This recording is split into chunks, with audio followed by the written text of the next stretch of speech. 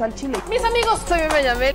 Bienvenidos a su chile favorito. Aquí las noticias o te enchilan o te dejan picar.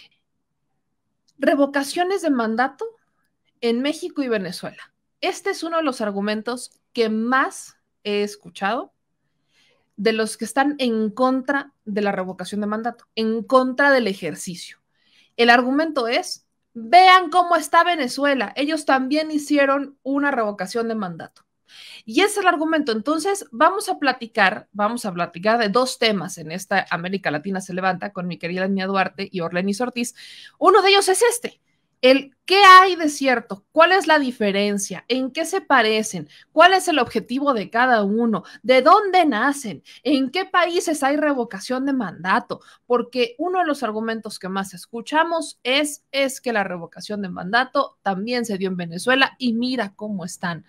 Y hablando de y mira cómo están, ahí tenemos varios discursos en materia de derechos humanos, particularmente el discurso de Gabriel Boric, en donde habla, ¿no?, sobre las violaciones a derechos humanos en Venezuela, en Cuba, y lo utiliza, ¿no? Y dice: dejen de utilizar este tipo de discursos, ahora hablen sobre las violaciones a derechos humanos que existen en Chile.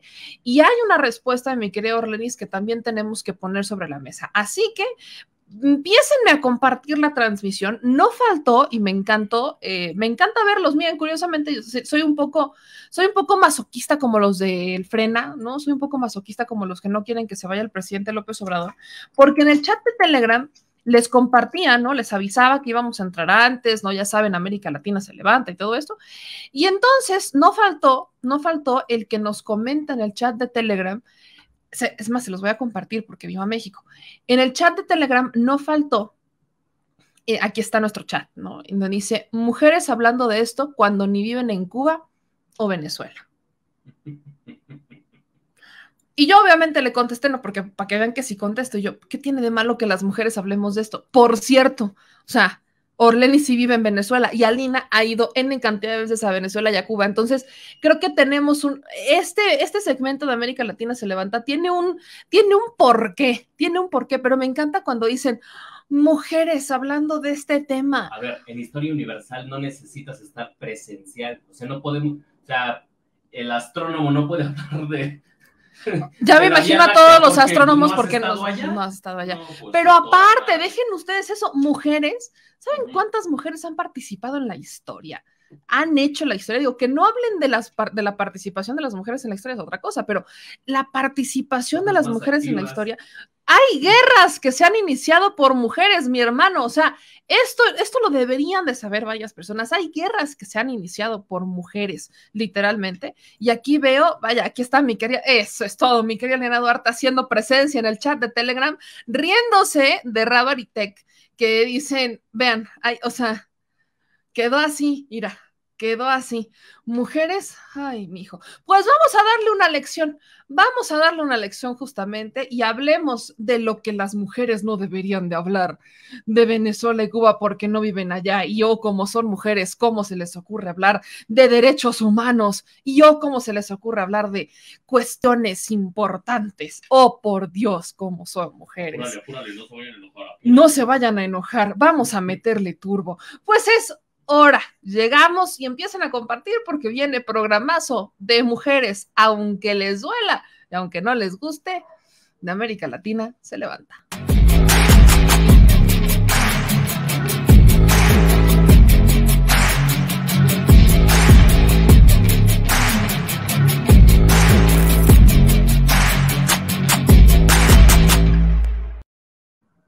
Pero sí, muy buenas noches, mis queridas bellezas, mi querida Orlenis, ¿cómo estás? Ya se frició. Ay, quedó así. Ya. Se espanta. Ya, ahí te escuchas, Orlenis. Hola, hola, ¿me escuchan? ¿Cómo estás? Sí, ya te escuchamos perfecto. ¿Cómo estás? Bien, bien, bien. Aquí aprovechando que la señal está bien. Ahora sí, hoy sí. Aprovechemos. Sí. Y mi querida Lina, ¿cómo estás? Buenas noches. Bien, bien, saludos Meme, Orle, un gusto como siempre estar aquí con ustedes, hablando, sea de Venezuela, de Cuba, de todo lo que pasa justamente en esa América Latina que se levanta. Te mando un abrazo, Meme, a ti, a Orle, ya lista aquí para entrar al debate. Pues vamos a entrar con el primer tema, con el primer tema para ir calentando motores, antes de ir a molestar a nuestro querido Rabaritec, ¿no? Pero antes de ir a molestarlo, quiero que hablemos justamente sobre las revocaciones de mandato. Está este ejercicio en México, pero en América Latina no es un ejercicio desconocido. Y aquí en México utilizan mucho el argumento de es que no podemos hacer una revocación de mandato porque miren, Venezuela lo hizo, Hugo Chávez lo hizo. Y cuando uno pregunta, bueno, ¿y qué tiene de malo que lo haya hecho? No, es que él lo hizo, bueno, ajá, y luego, y el argumento se queda ahí, y hay un desconocimiento importante hacia el revocatorio en Venezuela, hacia el revocatorio en otros países de América Latina y hacia el propio revocatorio en México. Entonces, empiezo contigo, mi querida Lina, para que tú nos empieces calentando motores sobre el revocatorio en México, tus contrastes, y después voy con Orlenis para entrarle al revocatorio en América Latina y en Venezuela. Pues bueno, yo creo que este tema de la revocación de mandato, ayer fíjense que estaba yo en esa, ahí en el Estado de México, y me preguntaba, ¿no? ¿Cómo se desmenuza este argumento de que es algo simplemente para medir la popularidad del presidente Andrés Manuel? Y yo les decía, aún incluso si fuese solo un mecanismo para medir la popularidad, fíjense que es un gran argumento, ¿no? Estamos en un momento en la vida de este país que la politización llega a tal grado que si a la gente le cuestionan, ¿no?, sus preferencias políticas, pues resulta que incluso los medios más de oposición le llegan a dar alrededor del 50% de aprobación comparada con gobiernos salientes como el de Sebastián Piñera en Chile, que tenía apenas el 5% de aprobación, comparado con el uribismo, ¿no? Con Iván Duque en Colombia, que también no necesariamente se posicionan como los favoritos de cara a las próximas elecciones, con Fajardo, ¿no?, como candidato del uribismo el próximo 29 de mayo, que es la primera vuelta. Andrés Manuel López Obrador con un cerca de 50% en el peor de los casos. No es cualquier popularidad, ¿no? No estamos hablando de que es un proceso que incluso después de una pandemia venga a decir que el presidente no está funcionando, ¿no?, que no tiene el apoyo popular, que su barrio no lo respalda. Eso por un lado, la parte de la popularidad, y por otro, justamente como parte de estos procesos en América Latina, hemos visto que estos, en México, obviamente por condiciones históricas, no tenemos el tema de la reelección, porque nos recuerda inmediatamente al porfirismo, que se mantuvo 30 años en el poder, nos recuerda al PRI, que estuvo cerca de 70 años y después regresó también con Enrique Peña Nieto, y hay condiciones históricas por las cuales no se aprueba esta reelección en este país. Sin embargo, en América Latina sí está aprobada, en países como Venezuela, como Bolivia, ¿no?, que hemos visto mandatos consecutivos, en ese caso del presidente Hugo Chávez, de Nicolás Maduro, de Evo Morales, que sí han tenido esa oportunidad. Y da la casualidad que justamente en estos segundos mandatos o después de procesos que se pueden interpretar también como de ratificación, sí ha habido una profundización dentro de estos proyectos. Hugo Chávez no era el socialista que después conocimos, ¿no?, ya a finales de sus mandatos, antes de que falleciera. Hugo Chávez creía, ¿no?, en un capitalismo verde, en un capitalismo incluyente. Fue un intento de golpe de Estado en el 2002 lo que empezó a radicalizar al Chávez, que después conocimos, que empezó a hablar de socialismo bolivariano, que incluso teóricamente todavía había varios conceptos ahí que no se entendían, pero que sí empezaron a delinear, ¿no?, después de tener este apoyo popular, los gobiernos que hoy conocemos, que históricamente conocimos, en el caso de Evo Morales incluso, a pesar de que se fue fortaleciendo este llamado proceso de cambio durante su administración, así como la revolución bolivariana en Venezuela, en Bolivia era el proceso de cambio, y aquí en México es la cuarta transformación, vimos a un Evo Morales que se fue fortaleciendo, ¿no?, ideológica y políticamente, también su proceso, evidentemente, y que incluso esta madurez política también ni siquiera es el mismo Evo Morales después del golpe de Estado, que ha hablado de cómo se tiene que concebir la izquierda como antiimperialista, ¿no? Si hoy hablamos en el 2022 de una izquierda en América Latina, se tiene que concebir, dice Evo Morales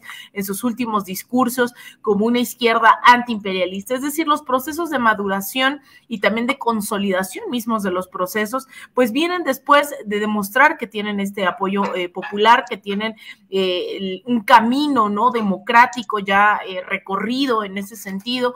Y creo que hoy en México estamos transitando hacia lo que puede llamarse cuarta transformación. Yo disiento mucho, ¿no? Yo no estoy muy... No estoy muy a favor de estas teorías que hablan de que ya estamos en esa cuarta transformación. Yo quiero pensar que estamos cimentando esas raíces de ese proceso que queremos consolidar.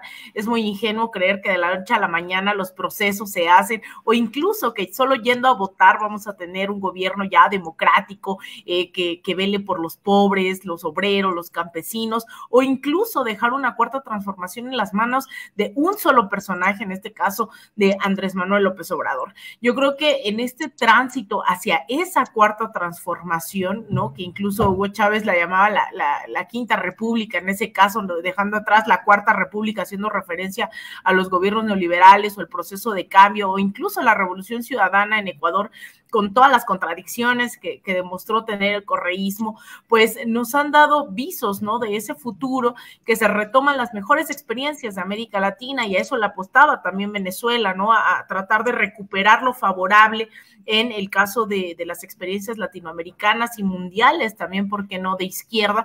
Y hoy en México estamos ante eso, estamos ante muchas contradicciones, ¿no?, de cómo hay quienes, Andrés Manuel en su momento decía era la mafia del poder, como Carlos Slim, como Azcárraga, y de repente vienen esos personajes y se ponen chaleco vino tinto, ¿no? Y yo no creo que la burguesía de la noche a la mañana se vuelva revolucionaria y tenga conciencia, ¿no?, de los oprimidos, ni mucho menos. Entonces yo creo que estamos cimentando, y parte de esos cimientos de la base son estos procesos que hoy arroja la llamada cuarta transformación, que esto no existía, pues estas reformas a las leyes de la consulta popular, pues no existían, y hoy tenemos la posibilidad de que por la vía democrática se revoque al presidente, se revoquen los funcionarios que tengan cualquier puesto, ¿no? Y yo creo que eso es muy importante, el entender el momento histórico que se está viviendo. No se trata de Andrés Manuel López Obrador solamente, se trata de sentar un antecedente a los gobiernos venideros, se trata de fortalecer el poder popular, se trata de a la par construir una politización y concientización de la ciudadanía. Se trata de incluso dotar, y eso es muy fuerte, incluso a quienes estén descontentos. Cuando se habla de un proceso democrático, se habla de que incluso la derecha llegue por vías democráticas al gobierno, ¿no? En muchos casos ostentan el poder, pero bueno, no ostentan el gobierno, y así ocurrió, por ejemplo, en las pasadas elecciones con Guillermo Lasso en Ecuador. La derecha ganó por la vía electoral, hay mecanismos democráticos de los cuales pueden hacer uso y no apelar al golpismo, como en Venezuela, como en Bolivia, no apelar al uso del llamado lawfare, ¿no?, este uso político de los instrumentos jurídicos como Lula, como Dilma, y ante eso estamos. Hoy estamos en México a una semana, menos de una semana ya de que se lleve a cabo este referéndum revocatorio, que esperemos la derecha opte por la vía democrática, que es mucho pedirles, ¿no? Ya veíamos el día de ayer en la marcha que decían no vamos a normalizar, no vamos a permitir que sean cotidianas las consultas populares, pero bueno, yo aspiraría a que sí, que hagan uso de este mecanismo democrático, y que si no les parece, justamente vayan y voten en vez de hacer marchas que ellos decían iban a ser multitudinarias, y tampoco fue el caso. Entonces, en este contexto es que se da esta revocación de mandato. Yo celebro que exista, celebro que se logre sentar ese precedente y que el próximo domingo, tanto a favor como en contra, la ciudadanía participe en las urnas. Orlenis, ¿cómo le ha ido a Venezuela? No hablemos del caso práctico de Venezuela. Digo, bien lo dice Alina, nosotros estamos entrándole al tema de la democracia directa. No es algo que le guste mucho a algunos aquí en México, y es un ejercicio que, con todo y sus fallas, es un ejercicio que debe sentar un precedente. Pero en Venezuela ya han practicado este ejercicio, ya llevan un poco más de tiempo en el camino. ¿Cómo ha funcionado? ¿Qué ha sido el revocatorio para ustedes? Bueno, allí en principio una transformación, ¿no?, de cómo se venía comprendiendo la historia en Venezuela desde todo punto de vista.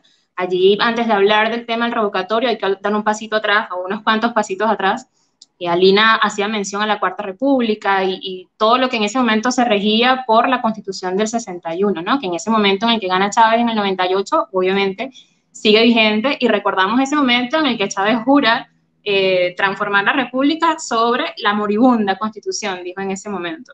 Entonces, a partir de allí, ya se empieza a ejecutar el plan que tenía muchísimo tiempo gestándose, digamos, en esa mente brillante de Chávez y, bueno, toda esa fuerza revolucionaria que se estaba gestando en el país desde aquel momento de su salida de Yare, que por cierto fue hace unos días, ¿no? Después del golpe, de la intentona golpista, aquella, la rebelión, como nosotros preferimos llamarle, la rebelión cívico-militar no fue. Eso quería acotar. Mucha gente por ahí estaba diciendo hace poco, no, que eso fue una cuestión cívico-militar. Yo, no, hay tres momentos allí. Yo lo quiero introducir este momento en una segunda oportunidad. Por ejemplo, ahorita, estamos en abril ya, dentro de una semana se cumplen 20 años del golpe de abril del 2002, para poner un poquito la cosa en contexto. Y recientemente hemos estado ubicando tres momentos claves para la consolidación de una de las transformaciones que se tuvo acá en Venezuela. En aquel momento, que el sonado Caracazo, donde se suspendieron las garantías del pueblo porque el pueblo salió a protestar por aquel paquetazo neoliberal cuando estaba Carlos Andrés Pérez en el poder y todo esto, el pueblo salió sin la Fuerza Armada. En el segundo momento viene el 4 de febrero del 92, donde está la rebelión militar, donde participa el comandante Chávez, y sale la Fuerza Armada sin el pueblo. Y luego está este momento del golpe de Estado del 2002, que se cumple la semana que viene 20 años, sale en unión cívico-militar el pueblo venezolano. Entonces es una cuestión allí donde se consolida una visión distinta, planteada con la visión de Chávez, visión bolivariana también, que partió a ejecutarse desde el momento en el que tenemos una nueva constitución en el 99. Recordemos que Chávez ganó en el 98, en el 99 se ejecuta el referendo aprobatorio de la Constitución. En aquel momento estábamos en un momento de tragedia, digamos, porque había de desastre natural en la ciudad o el estado de donde yo soy, donde nací. Había atravesado 15 días de lluvia intensa, era un momento muy complicado porque, bueno, había muchas dificultades por eso. En pleno momento se desarrolla esa aprobación. Y esa aprobación de la Constitución venezolana, que era nueva, era completamente distinta, se buscaba refundar la república, justamente, buscar un modelo democrático distinto, empieza a ser pionera en muchas cosas. Pionera, por ejemplo, en derechos ambientales, se convirtió en la primera constitución que reconocía los derechos indígenas, de los pueblos indígenas. En un capítulo completo de nuestra constitución está dedicado a los pueblos indígenas. Entre otras reivindicaciones sociales, se plantea la democracia como un asunto ya no solamente representativo, sino una democracia participativa y protagónica, y se introduce la figura revocatoria. Esa figura, esa constitución en aquel momento fue aprobada por mayoría popular, superando el 70%, y bueno, entonces ya se tiene esta opción en la nueva constitución.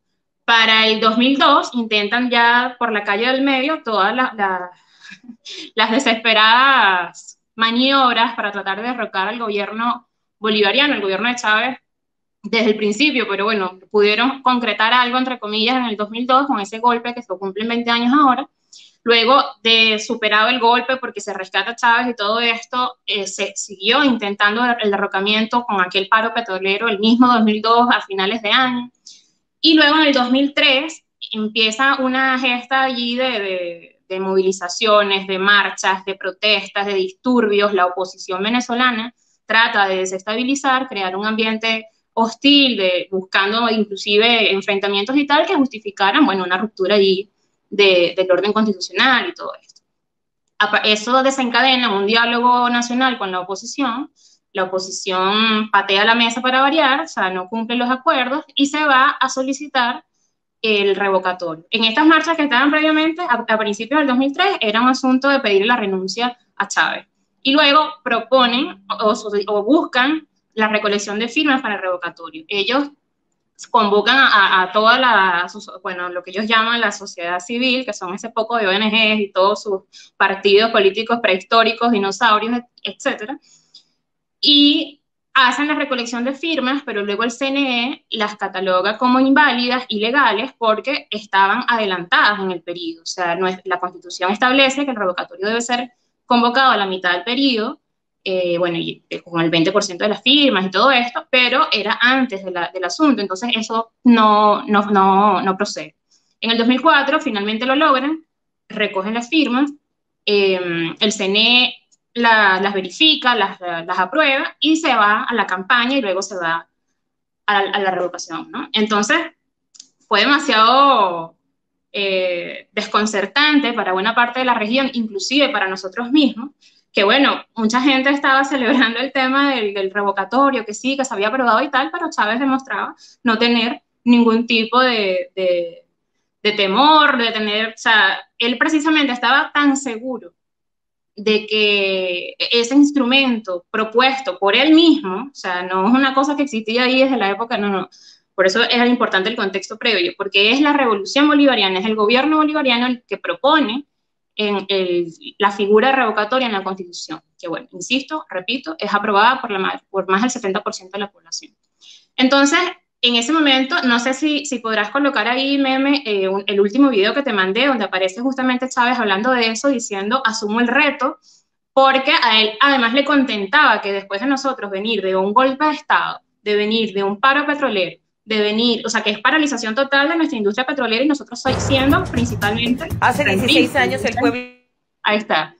Este video, si lo puedes adelantar, o sea, ahí puedes adelantar un poquito y hasta donde está Chávez, hablando donde dice, asumo el reto. Entonces allí, él celebra que la oposición, después de haber venido de toda esta intentona golpista, pues, ahí está, vamos a escuchar. A nombre de la dignidad del pueblo venezolano. Y estoy contento. Estoy muy contento de que en vez de golpes, en vez de estar planificando invasiones, en vez de estar planificando incursiones paramilitares, que la oposición hoy esté reunida para planificar el referéndum revocatorio. Eso me parece una buena señal dentro de este camino democrático. Hoy anuncio a los venezolanos que me convierto en el comandante de la campaña de Santa Inés, a partir de hoy hasta el día del referéndum revocatorio. Dentro de unos 2 meses aproximadamente nos vemos en Santa Inés. Bueno, entonces allí lo ven seguro de su apoyo popular, que era contundente, era bastante contundente, a tal punto que, bueno, se ejecuta el revocatorio, se va a la batalla de Santa Inés, como lo dijo él allí. De ese momento fue que salió aquella canción que todavía suena, que decía, Chávez no se va. Por ahí verán en YouTube algunas cuestiones que quieran contextualizarse al respecto. Y es importante 2 datos allí, y es que el 70% de la población habilitada para votar fue a participar en ese revocatorio. O sea, casi el 70%, fue el 69.9 algo. Casi el 70% participó, o sea, eso tiene una connotación histórica brutal, porque en la historia jamás había tenido ese nivel de participación, un asunto así, aparte que era la primera figura que existía de este tipo en la Constitución. Y además Chávez gana ese revocatorio con casi el 60% de los votos. O sea, era una cosa alucinante porque, bueno, chévere, ustedes quieren revocar, ahí está la figura, reúnan las firmas en el momento en el que lo indica la Constitución, convoquen su cuestión, chévere, vamos a la campaña, vamos a la batalla, nos medimos. De hecho, hubo momentos en los que, o sea, recuerdo que en aquel momento el horario para cerrar las mesas de votación tuvo que extenderse un par de veces por el CNE, el Consejo Nacional Electoral, porque era demasiada la gente que estaba abocada a participar de este proceso. Entonces, bueno, la gente feliz, la gente segura de lo que estaba haciendo, de los niveles de participación, y bueno, imagínense, o sea, 60% versus el 40%. Eso se convirtió no en un revocatorio, sino en un proceso ratificatorio del apoyo popular que tenía Chávez en ese momento. Entonces, esto viene a tumbar lo que se repite tanto ya no sé cuánto tiempo después, ¿cuánto? 20 años después, un poco menos, sobre el tema de que se quieren atornillar en el poder y que siempre quieren allí que repitan y repitan y repitan el mandato y por eso son dictadores, que no sé qué, etcétera. Y eso me da mucha risa porque me recuerda a un compañero mexicano que yo estuve allí, me acuerdo un día tomándome unas chelas, como dicen ustedes, una noche, y estábamos conversando sobre estos temas y él defendía, y ojo, es una persona que apoya a la 4T, defendía que él no estaba de acuerdo en el tema ¿cómo se llama?, de la reelección inmediata, porque, bueno, ellos siempre se han caracterizado, o sea, México siempre se ha caracterizado por una cuestión de, bueno, no estar en esa onda, de darle paso al que viene, de no caer en el tema de atornillarse en el poder y tal, y yo se lo refuté. Yo le dije, sí, pero es que eso no es matemática simple ni blanco y negro. Si hay una figura constitucional que te permite someter a aprobación popular, además con un proceso democrático, no es una cosa decretada.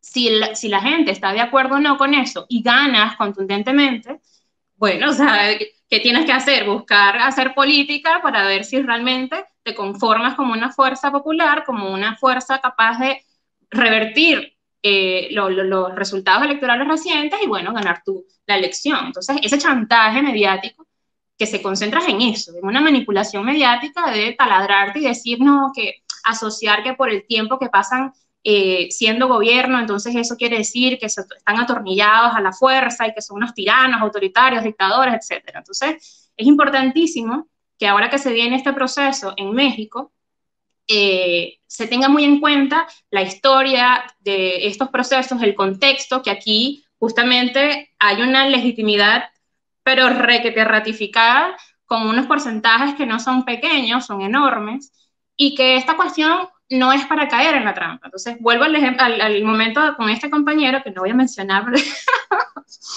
voy a hacer que me lance por ahí unos chiles. Pasó el tiempo, pasaron meses, supongamos unos 6 meses, y hace unos 3 meses publicó un artículo donde estaba completamente convencido de que sería maravilloso que en México existiera la oportunidad de que López Obrador continuara, pasando obviamente por las urnas, pasando por la comprobación de ese apoyo popular y punto. Pero bueno, ya las visiones cambian en función de los proyectos, porque no es solamente ser presidente un ratico y ya, a ver qué pasa, y luego a que venga otro, y entonces todo lo hecho en un periodo se revierte, retrocede o se detiene como mínimo, y más bien se trata de que las cosas continúen, de que agarren profundidad, de que agarren más arraigo popular, que se desarrolle el proyecto más a fondo, de manera que no pueda ser reversible tan rápido en algún momento siguiente, ¿no? Entonces, bueno, esta es aquí estamos, 2022, se cumplen 20 años del golpe y seguimos aquí demostrando más de una veintena de veces esa democracia participativa y protagónica que fundamos con Chávez. Algo me queda perfectamente claro de los ejercicios de revocación con lo que hemos visto aquí en México y con lo que nos acaba de contar Orlenis, y tiene que ver con la herramienta dicen que soy muy mal gobernante, aquí está. Demuéstrenlo, ¿no? Demuéstrenlo en las urnas. Está esta herramienta, no están obligados a que me quede, pero organícense. Y esto ha exhibido que no hay una oposición organizada. Creo que esa es una similitud que encontramos en México y en Venezuela, corríjanme si me equivoco, pero creo que la similitud es esa, la oposición no se organiza, no saben ni para dónde ir y al final del día llegan al punto en donde cuando tienen que demostrar que están en contra de una administración y que pueden sacarla, no llegan ni siquiera a la organización popular, no llegan ni siquiera al primer paso del tema y son los simpatizantes del proyecto quienes impulsan el movimiento como en un modo, llamaremos como hasta desafiante, decirles no, que no, a ver, aquí está. Pero bueno, ya va, una cosita ahí aprovechando eso que estás diciendo, sí, que se me había escapado, y es el hecho de la revocación reciente que le intentaron hacer a Nicolás Maduro. O sea, el presidente estuvo abierto siempre, bueno, si ustedes reúnan las condiciones, adelante.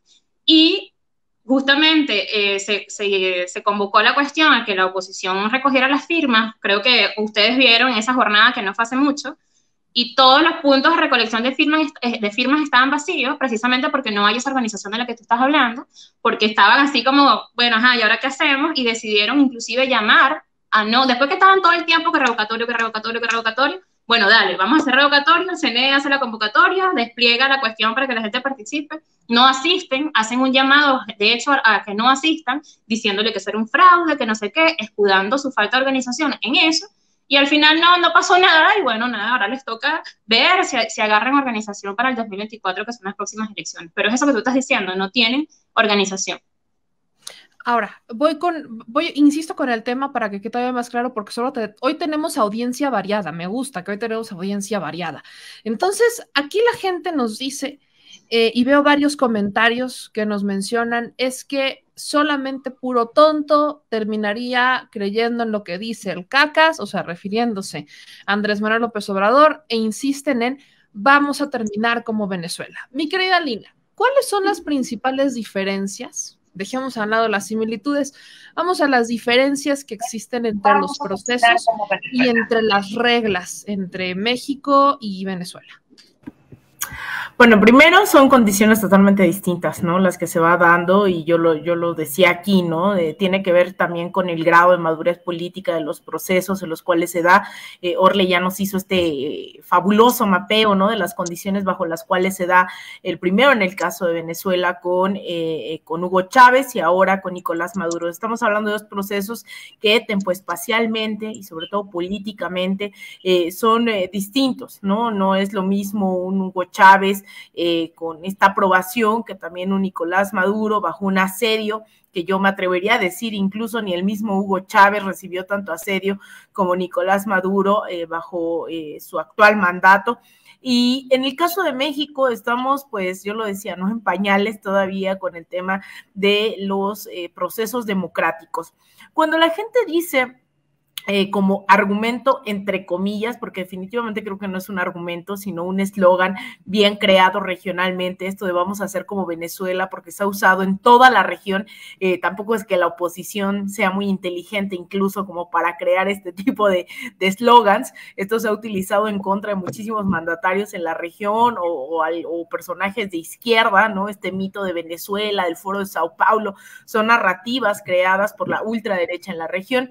En el caso de México, lo que estamos viendo es estas pequeñas iniciativas que todavía están cobrando forma, están todavía moldeándose, que venimos tardíamente. Incluso en la Constitución venezolana no solamente se establece la revocación de mandato, también en algún momento quedaba también ahí sobre la mesa el tema de la ratificación en tratados internacionales, que tenía que pasar la aprobación nuevamente si la ciudadanía así quería salirse, no sé, de los acuerdos de París o de algún tratado bilateral.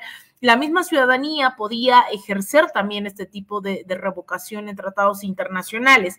Hemos visto consultas populares en toda América Latina que tiene que ver, no sé, en Colombia, Uruguay, con definir si se hace un nuevo municipio, si se hace un nuevo distrito, si se quiere cambiar la capital, ¿no? Es decir, son instrumentos de los cuales la ciudadanía ha hecho parte históricamente. Pues llevamos ya varias décadas en América Latina tratando de definir incluso proyectos de infraestructura, se hacen consultas, o incluso también, qué bueno que me acordé, el tema de la consulta en cuestión de pueblos originarios y megaproyectos, ¿no? Que también es algo de lo que se ha hablado aquí con la implementación del Tren Maya, que no ha habido las consultas pertinentes y que también en México, bueno, hay montones de ejemplos de cómo estas consultas, de acuerdo a la OIT, la Organización Internacional del Trabajo, establece estas consultas como obligatorias a los pueblos originarios. Pues en México hay N cantidad de proyectos, megaproyectos, que no se consultó a la población, que se construyeron,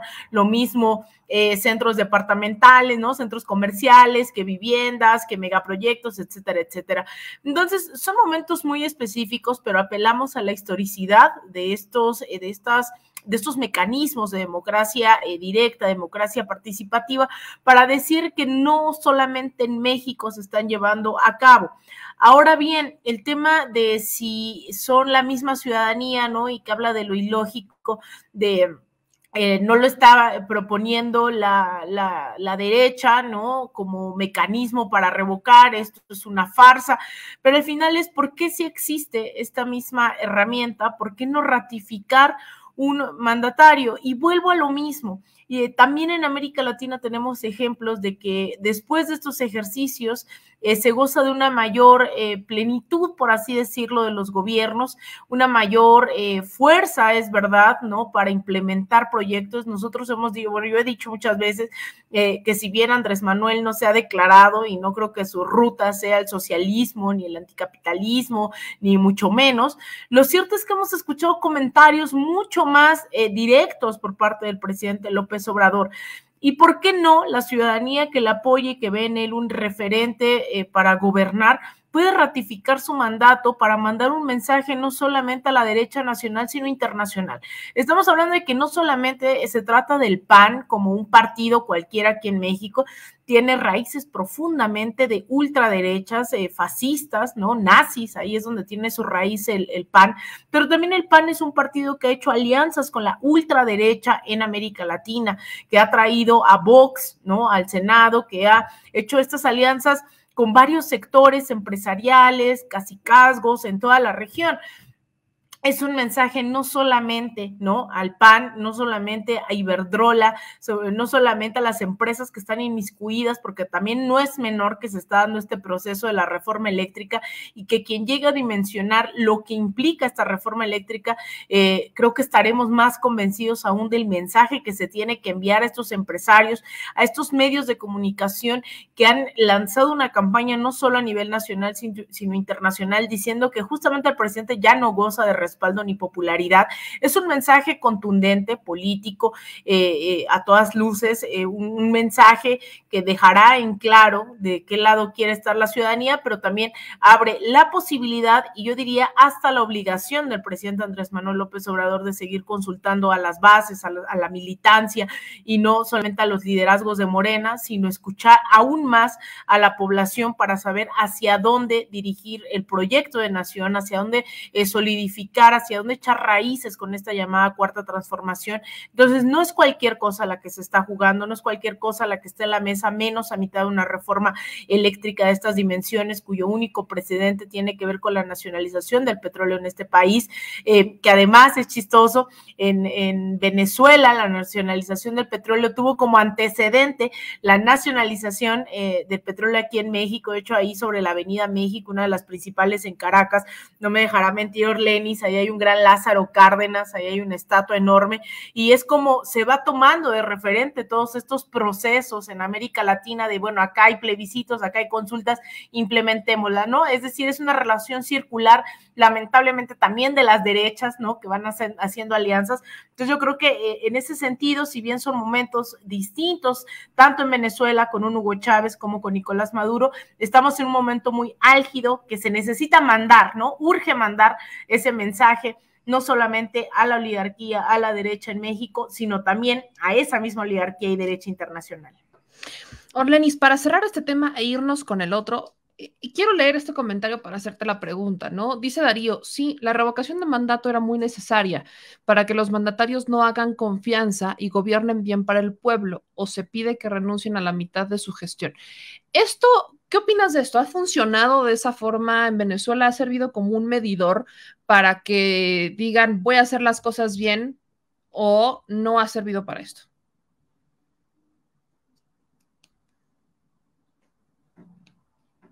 ¿Me escucha? Ahí está. Sí, sí, sí. La connotación es otra porque precisamente pasa por un apoyo popular amplísimo que precisamente sigue creciendo en función de lo que ha venido lográndose en materia de justicia social. Es decir, va reivindicando un montón de deudas históricas para esas luchas que tanto se dieron en años anteriores. Ahora encuentras un espacio para crear políticas públicas, para crear programas sociales, para eliminar en la medida de lo posible y progresivamente la desigualdad que está, bueno, galopando y casi que decretando que así iba a ser siempre, ¿no? Y la gente no se imaginaba eso. Entonces, esa relación es realmente lo que garantiza como una especie de no sé, un feedback muy continuado entre el pueblo y el gobierno, precisamente por esos avances que se habían tenido. Y bueno, y a fin de cuentas, ese pueblo mayoría fue el que eligió a Chávez, y por esas razones, por ese proyecto país, fue que lo puso en el poder y continuó ratificándolo. Entonces, la figura de revocatorio no es de hecho una figura de medición o de temor, de que bueno, me va a portar bien porque si no me revocan. Yo creo que más bien, si bien representa, por supuesto, la oportunidad de que eso pueda, porque también nos aplica, o sea, nosotros podemos de repente no estar en el gobierno y en la Constitución vamos a tener la oportunidad a mitad de un periodo hacer esa consulta, ¿no? Ese llamado. Pero creo que pasa por otras cosas, esa obligación para hacer las cosas bien no pasa porque porque temas perder el poder y ya, como de una manera superficial, sino porque pasa por tu convicción de avanzar en la realización de un proyecto que es absolutamente distinto, que promueve otro modelo y que, bueno, continúa allí. Eso sí, por supuesto que en el camino la demanda popular, tanto de las propias personas que te eligieron como de las personas que te adversan, te van a marcar presión para que tu trabajo sea bien ejecutado, ¿no? Pero eso no necesariamente pasa por la figura del revocatorio. De hecho, fue como que la última cosa que se les ocurrió a la oposición, así como último recurso, porque ya habían intentado cualquier cantidad de cosas y nunca tienen las condiciones reales para materializar.